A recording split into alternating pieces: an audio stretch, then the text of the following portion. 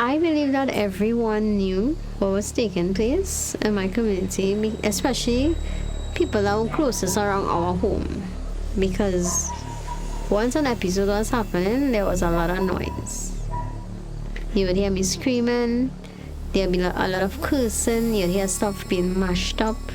He would come out in the yard, he'd talk very loud, he'd curse loudly, say derogatory things about me really loudly. And sometimes these things would happen 2 in the morning, 3 in the morning, during the day, 1 o'clock, 2 o'clock when it's quiet. And I know that my neighbors would hear, because sometimes I would see them peeping out. I'd see them watching and going back inside. Now, I don't blame them. I'm not upset with them. But I understand now that because of a lack of understanding of domestic violence, people don't really get involved. And it's because of all those experiences why I've chosen to speak up.